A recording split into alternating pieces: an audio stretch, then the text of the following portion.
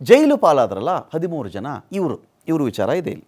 ಈ ಜೈಲು ಪಾಲಾದಂಥ 13 ಜನದ ಕಥೆ ಏನು ಅಂತ ನೋಡಿದ್ರೆ ಇಲ್ಲಿ ಏನಾಗುತ್ತೆ, ಇಲ್ಲಿ ನಾವು ಜೈಲು ಪಾಲಾಗಿರುವವರ ವಿಚಾರದಲ್ಲಿ A1 Pavithra Gowda, A3 Puttaswamy alias Pavan, Darshan ಬಂಟ, A4 ರಾಘವೇಂದ್ರ, ಚಿತ್ರದುರ್ಗದ ದರ್ಶನ್ ಅಭಿಮಾನಿ ಸಂಘದ ಅಧ್ಯಕ್ಷ, A5 ನಂದೀಶ್ ದರ್ಶನ್ನ ಕೆಲಸಗಾರ, A6 ಜಗದೀಶ್ ಇವನು ಅಭಿಮಾನಿ ಅಂತೆ ದರ್ಶನ್ಗೆ, A7 ಅನುಕುಮಾರ್ ಇವನು ಅಭಿಮಾನಿ, A8 ರವಿ ಕಾರ್ ಚಾಲಕ ಇವನು, A11 ನಾಗರಾಜು ಮೈಸೂರಿನವನು ಇವನು, A12 ಲಕ್ಷ್ಮಣ ಅಂತ ದರ್ಶನ್ ಅವರ ಕಾರ್ ಡ್ರೈವರ್ ಇವನು, ಜೊತೆಗೆ A15 A13 ದೀಪಕ್ಕು, A15 ಕಾರ್ತಿಕ್ ಅಂತೇಳಿ ಪಟ್ಟಣಗೆರೆ ಶೆಡ್ನ ಕೆಲಸಗಾರ ಇವನು. ಕಾರ್ತಿಕ್ ಇದು ಪಟ್ಟಣಗೆರೆ ಶೆಡ್ನ ಕೆಲಸಗಾರ ಇವನು.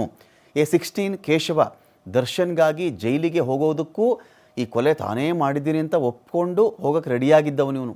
ಯಾರು? A16 ಕೇಶವ ಜೀವಮಾನದಲ್ಲೇ ದರ್ಶನ್ ನೋಡಿರಲ್ಲ ಅಂತ ಕಾಣುತ್ತೆ. A17 ನಿಖಿಲ್ ನಾಯಕ್ ಅಂತ ಮೋರಿಗೆ ಶವ ಎಸ್ತೋನು ಇವನು ಅಂತ.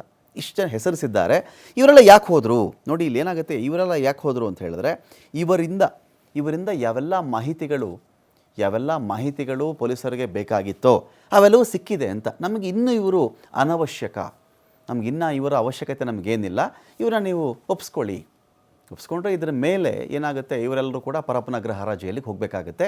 ನ್ಯಾಯಾಂಗ ಬಂಧನದಲ್ಲಿ ಇರ್ತಾರೆ ಇವ್ರನ್ನಾಗಲೇ ಒಪ್ಪಿಸಿಯಾಗಿದೆ. ಇಷ್ಟು ಜನ ಹೋಗಿದ್ದಾರೆ. ನಾನು ಇನ್ನೊಮ್ಮೆ ಬೇಕಾದರೆ ಅವರ ಹೆಸರನ್ನು ಕೂಡ ಹೇಳಿಬಿಡ್ತೀನಿ, ಯಾರ್ಯಾರು ಹೋಗಿದ್ರು ಅಂಥೇಳಿ. ಇದೇನಾಗುತ್ತೆ, ಇಷ್ಟು ಜನ ಹೋದ್ಮೇಲೆ ನಿಮ್ಗೆ ಏನನ್ಸುತ್ತೆ ಅಂದರೆ ಇವರೆಲ್ಲ ಬಿಟ್ಟುಬಿಟ್ರ ಅಂತ. ಪವಿತ್ರ ಗೌಡ, ಪುಟ್ಸ್ವಾಮಿ, ರಾಘವೇಂದ್ರ, ನಂದೀಶ್, ಜಗದೀಶ್, ಅನುಕುಮಾರ್, ರವಿ, ನಾಗರಾಜು, ಲಕ್ಷ್ಮಣ್, ದೀಪಕ್, ಕಾರ್ತಿಕ್, ಕೇಶವ್ ಜೊತೆಗೆ ನಿಖಿಲ್ ನಾಯಕ್ ಅಂಥೇಳಿ ಏನಾಗುತ್ತೆ, ಇವರೆಲ್ಲರೂ ಪರಪ್ಪನಗ್ರಹಾರಕ್ಕೆ ಹೋಗ್ತಾರೆ. ಪರಪ್ಪನಗ್ರಹಾರಕ್ಕೆ ಹೋದರು ಅಂದರೆ ಏನೋ ಅನ್ನಪೂರ್ಣೇಶ್ವರನಗರ ಠಾಣೆಯಿಂದ ಬಹಳ ಟಾರ್ಚರ್ ಆಗ್ತಾಯಿತ್ತು. ಅಲ್ಲಿ ಹೋದ ತಕ್ಷಣ ರಾಜಾತಿಥ್ಯ ಅಂತ ಅಂದುಕೊಂಡಿದ್ರೆ ಇವರೇನಾದರೂ ಸುಳ್ಳು. ರಾಜಾತಿಥ್ಯ ಸಿಗಲ್ಲ. ಹೆಚ್ಚು ಕಡಿಮೆ 3 ತಿಂಗಳು ಇರಬೇಕಾಗತ್ತೆ, ಅಥವಾ ಎಲ್ಲಿವರೆಗೆ ಚಾರ್ಜ್ ಶೀಟ್ ಹಾಕಲ್ವೋ ಅಲ್ಲಿವರೆಗೂ ಇರಬೇಕಾಗತ್ತೆ. ಇವರು ಬೇಲ್ಗೆಲ್ಲ ಹಾಕೊಳ್ಳೋಕ್ಕೆ ಬರಲ್ಲ, ಮೊದಲು ಚಾರ್ಜ್ ಶೀಟ್ ಮುಗಿಲಿ ಅಂತ ಹೇಳಿಬಿಡ್ತಾರೆ. ಎಲ್ಲೂ ಹಾಕೊಳ್ಳೋಕ್ಕೆ ಸಾಧ್ಯನೇ ಇಲ್ಲ. ಕಾನೂನು ಬಗ್ಗೆ ಅರಿವಿದ್ದಂಥವ್ರು ಯಾರೂ ಮಾಡೋಕ್ಕೆ ಸಾಧ್ಯ ಇಲ್ಲ. ಅದು ಈ ಪರಪ್ಪನಗ್ರಹಾರ ಅಂದರೆ ಹಾಗೇ.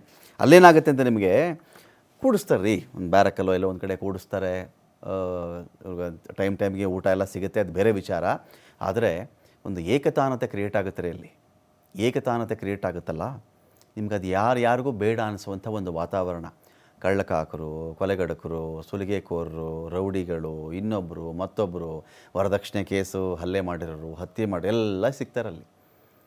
ಪಾತಕ ಲೋಕದವರೇ ಆಲ್ಮೋಸ್ಟ್. ಕೆಲವರು ಅಪರಾಧಿಗಳು ಇರಬಹುದು, ಕೆಲವರು ಅಪರಾಧಿಗಳಿಲ್ಲದೇ ಇರಬಹುದು, ಕೆಲವರು ಅಂಡರ್ ಟ್ರಯಲ್ ಪ್ರಿಸನರ್ಸ್, ವಿಚಾರಣಾಧೀನ ಖೈದಿಗಳಿರಬಹುದು. ಆದರೆ ನಿಮಗೇನಾಗುತ್ತೆ, ಮಾತನಾಡೋಕ್ಕೊಂದು ಒಳ್ಳೆ ಮನಸ್ಸು ಸಿಗಲ್ಲ ಅಲ್ಲಿ ಯಾರೂ. ಹಾಗೆ ಒಂಥರ ಒಂದು ಏಕಾಂತ ಅದು. ನಿಮ್ಗಲ್ಲೇನಾಗುತ್ತೆ, ನನಗೊಂದು ಬಾಳೆಹಣ್ಣು ತಿನ್ನಬೇಕು ಅನಿಸಿದ್ರು ಕೂಡ ಬಾಳೆಹಣ್ಣು ದರ 3 ರೂಪಾಯೋ 4 ರೂಪಾಯಿ 5 ರೂಪಾಯಿ ಇರಬಹುದು. ಆದರೆ ಬಾಳೆಹಣ್ಣಿನ ಮೌಲ್ಯ ಇರುತ್ತಲ್ಲ, ಕೋಟಿಗಟ್ಟಲೆ ಇರುತ್ತದು. ಸಿಗಲ್ಲ ನಿಮ್ಗಾಗಲ್ಲ ಅದು. ಯಾವುದು ನಿಮಗೆ ಸಿಗಲ್ವೋ ಅದರ ವ್ಯಾಲ್ಯೂ ಜಾಸ್ತಿ. ಅದ್ರ ಮೌಲ್ಯ ಎಷ್ಟೇಳಿ 5 ರೂಪಾಯಿ. ಒಂದು ಬಾಳೆಹಣ್ಣು ಪಡ್ಕೊಳ್ಬೇಕು ಅಷ್ಟು ಕಷ್ಟಪಡಬೇಕು. ಒಂದು ಬಿಸ್ಕೆಟ್ ತಿನ್ನಬೇಕು ಅಂದರೆ ಅದರ ಮೌಲ್ಯ ಜಾಸ್ತಿ ಆಗಿಬಿಡುತ್ತಲ್ಲಿ. ಅಂದರೆ ನೀವು ಏನು ಸ್ವೇಚ್ಛೆಯಿಂದ ಸ್ವತಂತ್ರದಿಂದ ಮಸಾಲೆ ದೋಸೆ ತಿನ್ನಬಹುದು, ಇಡ್ಲಿ ತಿನ್ನಬಹುದು, ಇದೆಲ್ಲ ಇರುತ್ತಲ್ಲ, ಅದೆಲ್ಲ ಆಗಲ್ಲ. ಒಂಥರ ವಿಚಿತ್ರ ಏಕಾಂತಗಳವೆಲ್ಲವೂ ಕೂಡ. ಯಾಕೆ ಇಲ್ಲಿ ಬಂದ್ವಿ ನಾವು, ನಮಗೇನಾಗಿತ್ತು, ಯಾವ ಗರ ಬಡ್ದಿತ್ತು ನಮಗಿಲ್ಲಿ ಬರೋಕ್ಕೆ, ಎಂಥ ಕೆಲಸ ಆಯ್ತಲ್ವಾ ಅಂತ ಅನಿಸ್ಬಿಡುತ್ತೆ. ಹಾಗಾಗಿ ಇವರೆಲ್ಲರೂ ಅಲ್ಲಿರ್ತಾರೆ.